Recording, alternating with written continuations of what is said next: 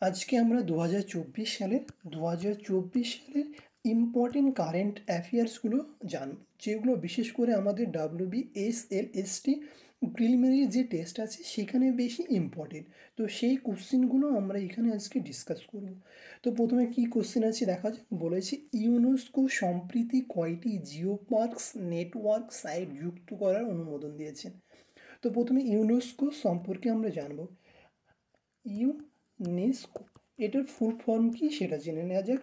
You অর্থাৎ হচ্ছে united, N nationals, E education, S হচ্ছে scientific, and C culture, O হচ্ছে অর্গানাইজেশন। তো এটার পুরো অর্থ হচ্ছে অর্থাৎ পুরো নাম হচ্ছে united national education scientific and cultural organisation. UNESCO সম্পর্কে আমরা কিছু জেনে নিই তথ্য।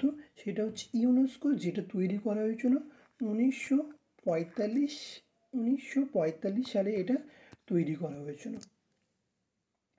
আর এটার হেডকোয়ার্টার অর্থাৎ এটা কোথায় এখন অবস্থিত, এটা হচ্ছে প্যারিসে এখন অবস্থিত। প্যারিসে তার হেডকোয়ার্টার। প্যারিস কোথায় অবস্থিত? প্যারিস হচ্ছে ফ্রান্সে অবস্থিত। তাহলে ফ্রান্সের প্যারিস যে শহর আছে সেখানে ইউনেস্কো এখন অবস্থান করে, অর্থাৎ সেখানে অবস্থিত। তো কোশ্চেন কি বলা হয়েছে, বলেছে ইউনেস্কো সম্প্রতি কয়টি জিও পার্কস নেটওয়ার্ক সাইট যুক্ত করার অনুমোদন দিয়েছে। অর্থাৎ ইউনেস্কো তার জিও পার্কস যে নেটওয়ার্ক আছে সেখানে অনেকগুলো সাইট অলরেডি আছে, তো সেখানে নতুন করে আরও কিছু যুক্ত করেছে। তো কটি যুক্ত করেছে সেটা আজকে আমরা জানবো।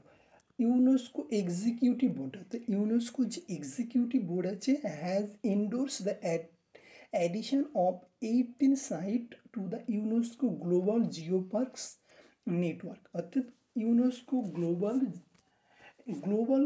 জিও পার্কস যে নেটওয়ার্ক আছে তারা সেখানে আরও নতুন 18টি সাইট যুক্ত করার সিদ্ধান্ত নিয়েছে। This bring the total number of the geoparks to the 213 in 14 country.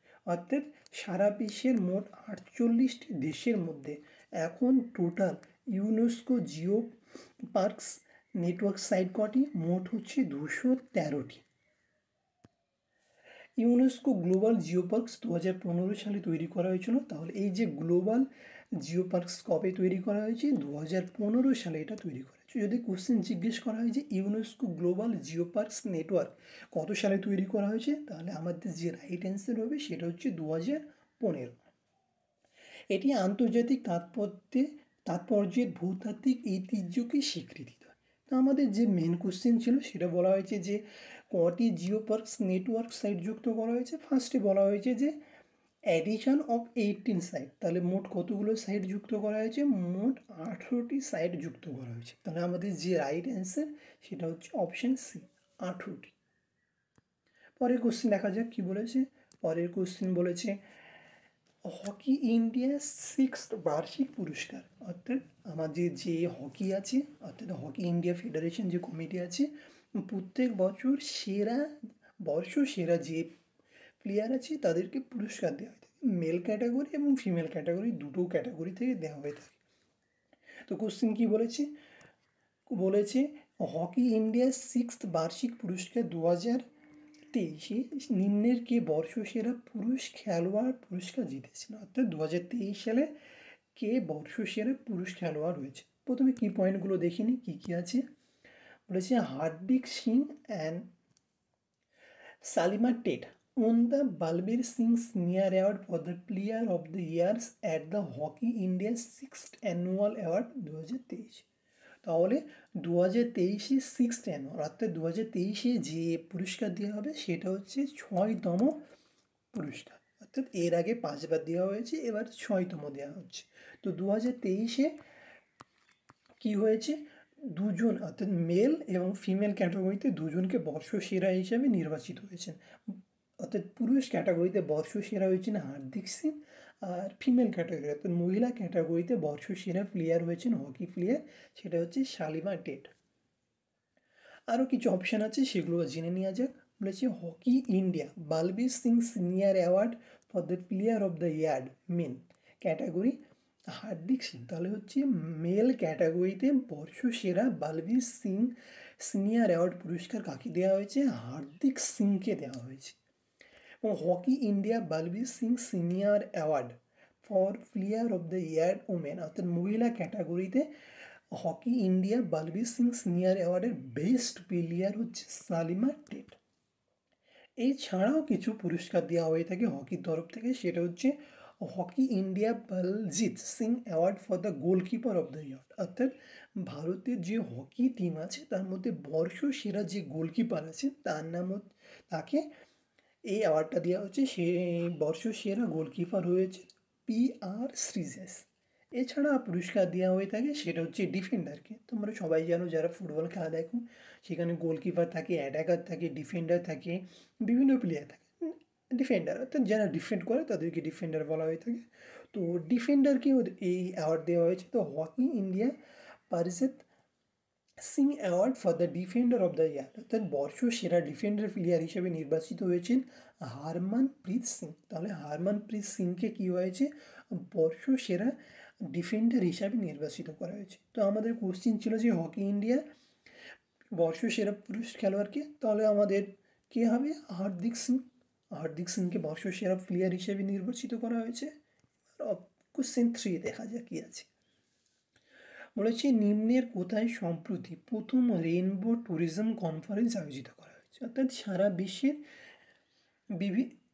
বিশ্বের বিভিন্ন শহরে এই যে ট্যুরিজম কনফারেন্স হয়ে থাকে, তো এবার যে রেইনবো ট্যুরিজম কনফারেন্স আয়োজন করা হয়েছিল সেটা নিম্নের যে শহরগুলো নাম লেখা আছে সেখানে কোথায় হয়েছে। তো কি পয়েন্ট দেখে নেওয়া যাক। বলেছে the first international rainbow tourism, অর্থাৎ এটাই ছিল প্রথম ইন্টারন্যাশনাল আন্তর্জাতিক রেইনবো ট্যুরিজম কনফারেন্স, যেটা হয়েছে নেপালসের ক্যাপিটাল কাঠমান্ডু। অর্থাৎ নেপাল যে দেশ আছে, অর্থাৎ দেশ তার যে রাজধানী কাঠমান্ডু, এই সেই কাঠমান্ডুতে কি হয়েছে এবার ন্যাশনাল রেইনবো কনফারেন্স আয়োজিত হয়েছে। তাহলে আমাদের রাইট অ্যান্সার আসবে অপশান A, কাঠমান্ডু।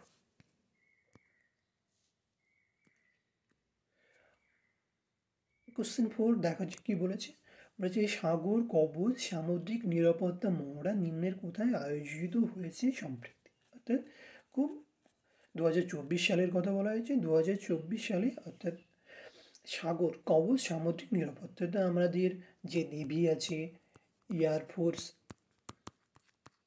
এয়ারফোর্স আছে, তারা বিভিন্ন মহড়া করে থাকে, অর্থাৎ এক্সারসাইজ করে থাকে, বিভিন্নভাবে করে থাকে। তারা বিভিন্ন দেশের সঙ্গে অর্থাৎ অন্য যে দেশ আছে তার সঙ্গে যুক্ত হয়ে করে থাকে। কখনো ওরা নিজেরা একা একা করে এবং কখনো নেভির ফোর্স করে, কখনো আর্মি ফোর্স করে, কখনো এয়ারফোর্স বিভিন্ন এক্সারসাইজ করে থাকে। তো সেই এক্সারসাইজগুলোর বিভিন্ন নাম দেওয়া থাকে। এবার যে নেভিরা এক্সারসাইজ করছে সেই এক্সারসাইজটার নাম দেওয়া হয়েছে সাগর কবচ। এবং এটা ঠিক কোথায় এবার হবে? তো কোথায় হচ্ছে দেখা যায়, কি পয়েন্টগুলো দেখা যাক। 2 ডে কোস্টাল সিকিউরিটি এক্সারসাইজ, অর্থাৎ সামুদ্রিক যে নিরাপত্তা তার যে মহড়া 2 ডেজ অর্থাৎ দুদিনকার জন্য যে সামুদ্রিক নিরাপত্তা যে মহড়া আছে সেটা কন্ডাক্ট করা হয়েছে, যেটার নাম দেওয়া হয়েছে Sagar Kavach maritime security exercise conducted in UT of Lakshadweep. UT বলতে গেলে বোঝা যাচ্ছে ইউনাইন টেরিটরি। যেমন আমাদের দেশের বিভিন্ন স্টেট থাকে, তারপরে ইউটি থাকে ইউনাইন টেরিটরি। তো আমাদের যে একটা ইউনিয়ন টেরিটরি আছে যেটার নাম হচ্ছে লাক্ষাদ্বীপ, এবার সেখানে এই সাগর কবচ নিরাপত্তা মহড়া আয়োজিত করা হবে। তাহলে আমাদের যে right answer option B, Lakshadweep. পরের কোশ্চেন কী আছে দেখা যাক। বলেছি RBI অর্থাৎ রিজার্ভ ব্যাঙ্ক অফ ইন্ডিয়া, তো তারা একটা ইনোভেশন হাব পার্টনার করেছে একটা সংস্থার সঙ্গে, এবং কোন সংস্থার সঙ্গে ইনোভেশন হাবটা পার্টনার করেছে সেটা আমাদেরকে জানতে হবে।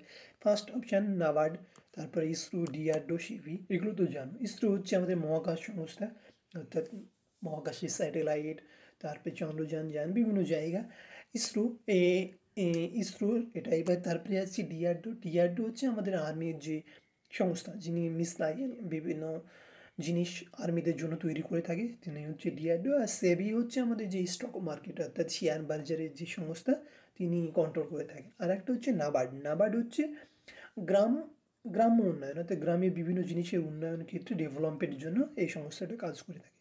তো আমাদের কি পয়েন্টগুলো দেখিনি, ন্যাশনাল ব্যাঙ্ক অফ এগ্রিকালচার অর্থাৎ নাবার্ড, NABARD এর পুরো ফর্ম হচ্ছে national bank of agriculture and rural development, has partner with RBI innovation hub, অর্থাৎ যে ন্যাশনাল সংস্থা আছে তিনি RBI এর সঙ্গে একটা পার্টনার করেছে। তো আমাদের রাইট অ্যান্সার হবে নাবার্ড।